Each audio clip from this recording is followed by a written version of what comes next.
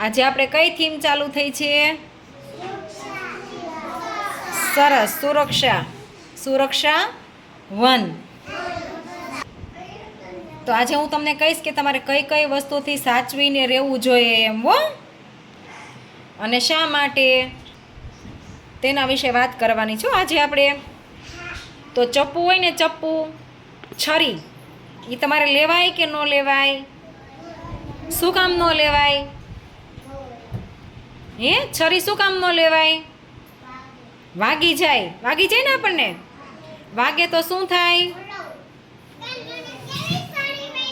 લોહી નીકળે. એટલે છરી નહીં લેવાની હો. પછી કાતરે નહીં લેવાની. કાતર લ્યો તો કાતરે આપણે વાગી જાય ને. પછી ગેસનું લાઇટર હોય એ લેવાય કે ન લેવાય? નહીં લેવાનું. શા માટે? વાગી જાય. ગેસનું લાઇટર હોય ને એમાં અર્થિંગ આવે, ખબર છે કોઈને? એટલે એને નહીં લેવાનું. પછી બ્લેડ હોય ને એ નહીં લેવાની હો. એ હોતને આપણે આમ હાથમાં બેસી જાય ને તો લોહી નીકળે. પછી ઇલેક્ટ્રિક વસ્તુ હોય ને અડવાનું કે નહીં અડવાનું?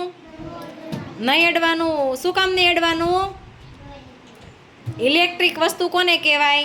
આપણે આ સ્વિચ હોય ને, પંખો ચાલુ કરવાની, લેમ્પ ચાલુ કરવાની, પછી મોટરની સ્વિચ, એને ઇલેક્ટ્રિક વસ્તુ કહેવાય. એ નહીં અડવાની.